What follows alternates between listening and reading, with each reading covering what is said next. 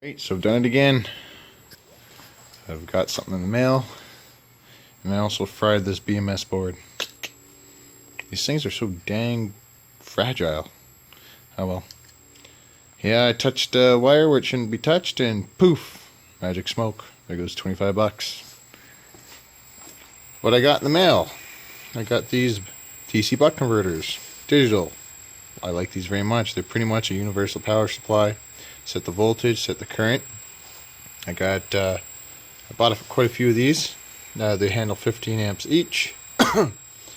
And I am charging one pack right now. Right now I'm just getting both packs, or all the packs, to 33 volts. And then I'm going to hook these BMS boards in parallel. So now I'll be parallel charging this entire bank of batteries. So I will be these two 8S balance boards together will be 16S. So I'll be charging at 66 volts. It's going to go through the BMS board. So literally, they're going to have to keep all these batteries balanced because I'll be charging all together. So if one cell over here gets overcharged, it shuts all the cells off. And yeah, so if one cell gets overcharged, the whole thing will shut down. So gotta keep these as close as possible together. I'm gonna test all the individual cells, make sure they're very close, and go from there. And I'll update you guys as I go. So now we're charging the pack up to 66 volts as a whole. So all I did was carefully checking voltage, but I went, these two packs are parallel, so from the negative goes in here for charging for these two packs, so then the positive of these two packs right here, that one goes to the negative of these two packs, which is the BMF's charging negative. And so I charge through the positive here on this battery and negative of this BMS. So it's going in through. All the cells should be getting charged. You keep an eye on them. But that's what we got going here. Lots of complicated crap, but it's not that complicated actually. But I'm setting up to add 2 more batteries. The problem is I killed one of my 4 BMS boards, so I can't really go bigger than 6 for now on 2 until I order some more boards, which I will be doing. I'm trying to source some cheaper ones because these are 25 bucks each Canadian for 8S. But we'll see. I want them to be good quality, obviously, and I like the temperature sensors. But we'll see what's going on. Hope you guys enjoy these updates. We have 6 packs hooked up. It looks a little crazy and wiry, but all the balance leads are hooked up all the way across. 2 balance boards managing 6 packs each, or sorry, 3 packs each, 6 total. Oh, we gotta get this.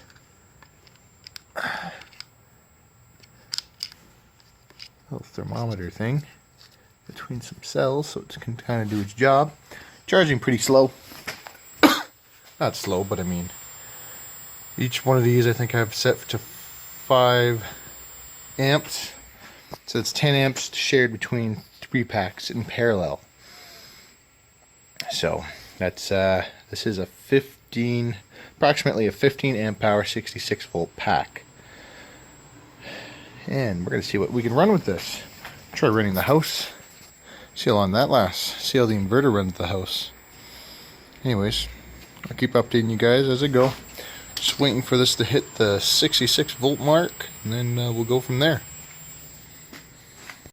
I'm not sure if this is good for the Antrax inverter or not, but I got this blue cord running around here and back and into my FSW 3000, and the inverter has no power. I shut my main breaker to my batteries off. I don't know if you guys can see that. Let's focus. off. And what's going on now?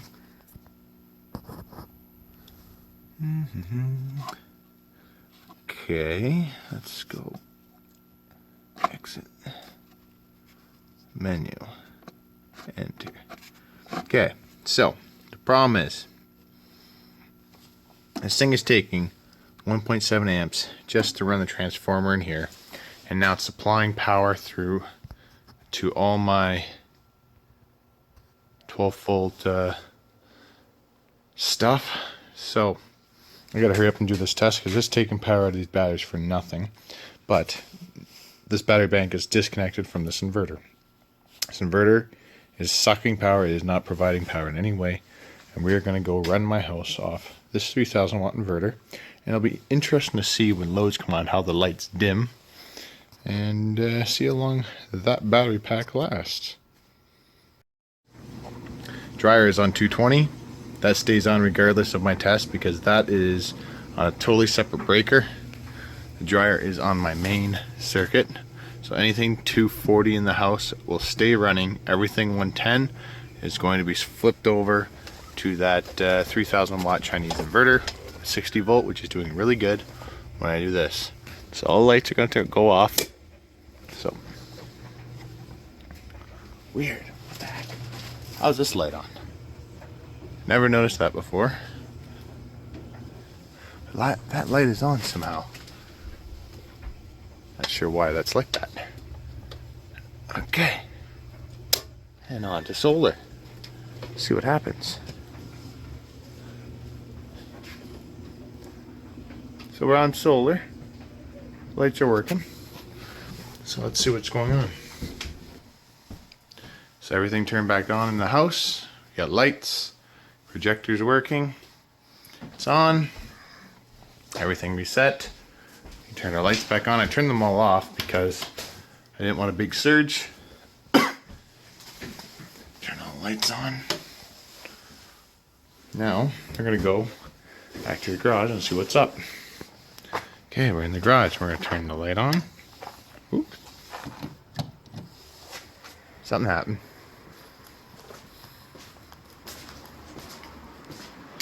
What's going on? Okay, so we're taking now, let's see if this will focus, 4.4 amps from the inverter. Inverter is down to 110 volts. This reads low, this inverter voltmeter. It's usually quite a bit higher. So why won't my garage lights turn on? That's what I want to know. Very weird. Maybe there's some breakers off. I'm not sure. Oh, I know why. I do know why. Okay. This isn't a huge problem, but I forgot that the way I wired this up, this is made to go from a generator to run my house, but it only runs every other circuit. This generator, it goes through the N-Trax. The N-Trax switches everything over. If you have a 240 inverter, it'll run everything in the house.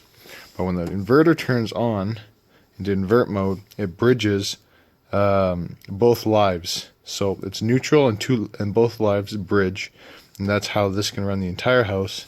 And this is not. This is only running every other circuit. I did forget about that. I haven't done this in a long time.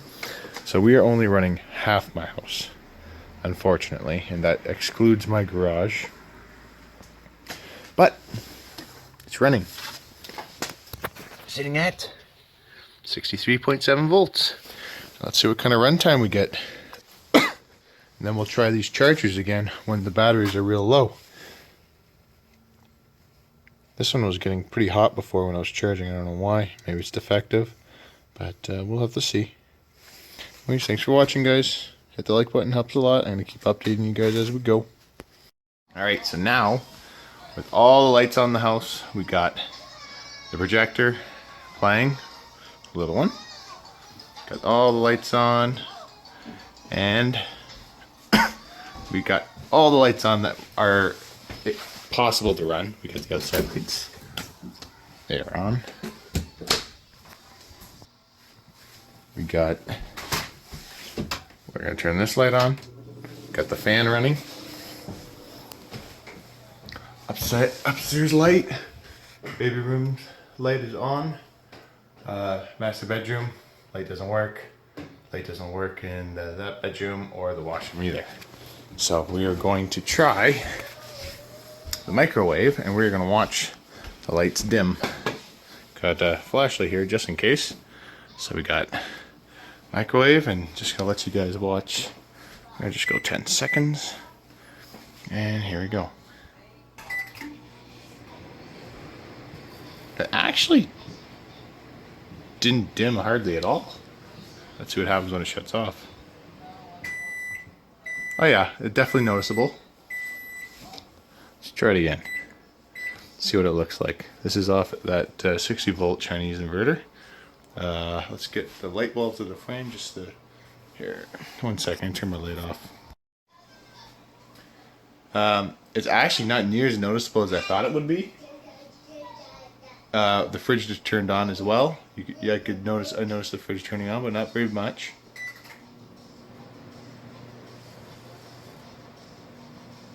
I don't know if you guys saw that. It did dim slightly. Not a whole lot, but it did in fact dim, and there it goes. So that just gives you guys a good look. I'll do it one more time, just 5 seconds on the microwave.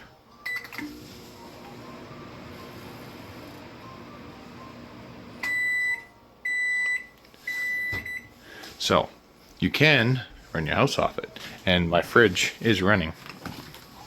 You can probably hear it.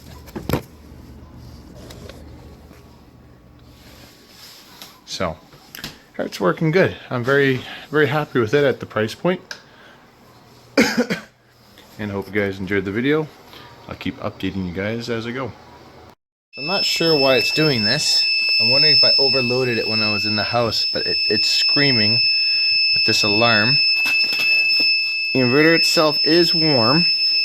The fans have not turned on, but it's not hot. My voltage is high enough to where it shouldn't be complaining. This is very annoying, this sound. I'm thinking I overloaded it. Well, not overloaded it, but just for like a second. Maybe. I don't know. I wish I was out here when it happened, but I wasn't. Next time I'm going to put a tripod. But, it's weird how it's still running and the alarm won't shut off. Extremely annoying. I'm going to squish that alarm bugger. Then I won't do this anymore. Even if the alarm does turn on. But, still running the house. I don't get what's going on, really. Like, still got... Oops. Oh, what happened? Output just shut down. For what reason, I don't know. No idea. Okay. Maybe that's an overheating warning. Because now it won't shut back off. It is warm. Maybe the fans aren't working. I don't know. Okay, now it's working fine. Very weird. Okay, I'm gonna try plugging it in again. See what happens.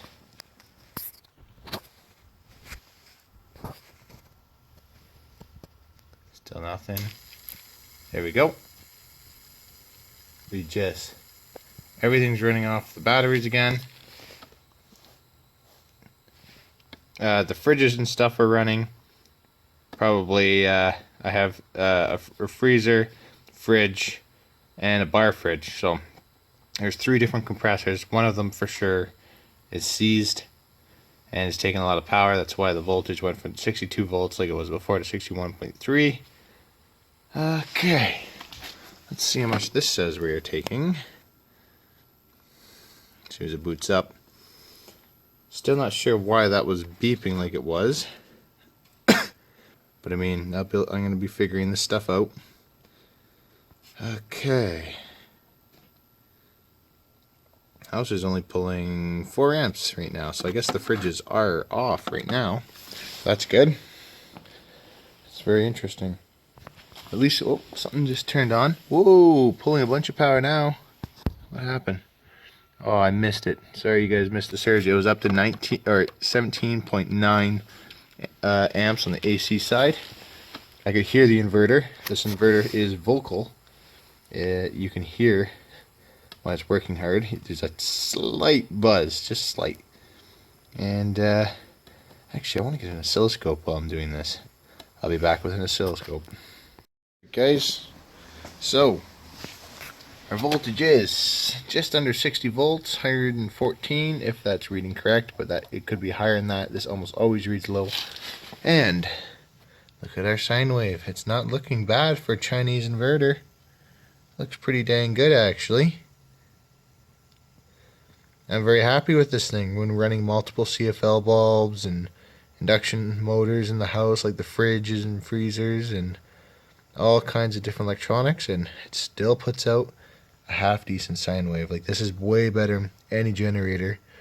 I have a big doubt that even inverter generators will put out a sine wave this nice, but then again, I don't have one, so very impressed. As you can see, my leads are connected right to the output of the inverter, so house is taking, let's focus, it's only taking 4.3 amps at the moment, but yeah, everything keeps surging here and there. Oh, there we go, fans finally turned on. The unit did get, ooh, yeah, it did get pretty warm, more warm than that. Quite a bit warmer than I'd like. Let's see here.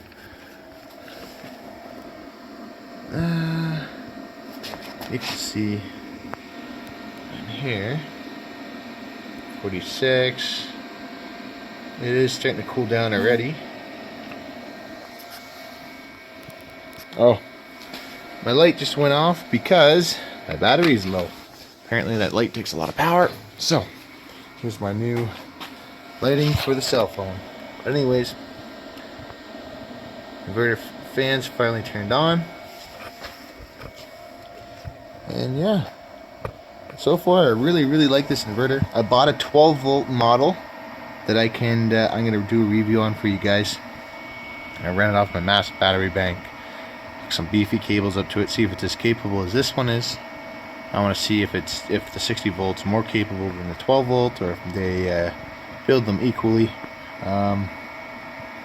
But yeah, it looks like you can in fact run your house, at least half your house like I am, off this, as long as you keep in mind that you only have 3,000 watts approximately. Maybe a little more. Inside said 3,200 watts, which could be. And you'll be just fine. Thanks for watching, guys. Hope you enjoyed the video. I might do an end video of tests to tell the duration that I got out of these 6 packs. I have quite a few more to put in. So anyways, just testing the DIY power wall. It's a fun project, I really enjoy it. And that the input voltage, the meter on the bottom, can go all the way down to 48 volts before the system shuts down. We started at 66 and we're doing extremely well.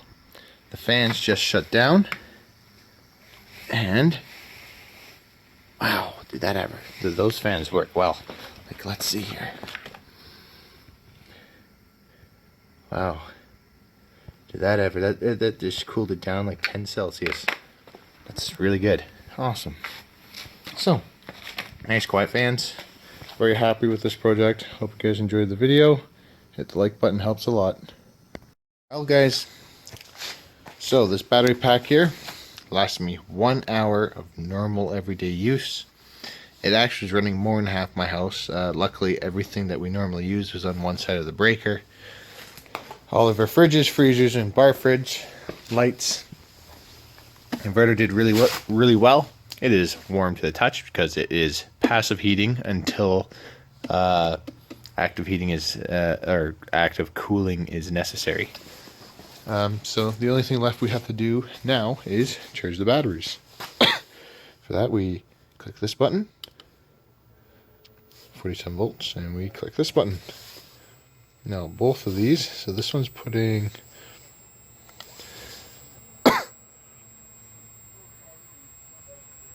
there's the amp draw going in. They're messed up because I have these in parallel, so something's funky. I don't know what's going on. This one says bulk of the current doesn't get hot. This one says less current gets hot. So there's something funny here. Not sure exactly what's going on, but this one also reads higher in voltage too, so I'm gonna have to look into this. But anyways, it's charging again. Hope you guys enjoyed this video. Thanks for watching. Hit the like button if you enjoyed it. Thanks a lot, guys.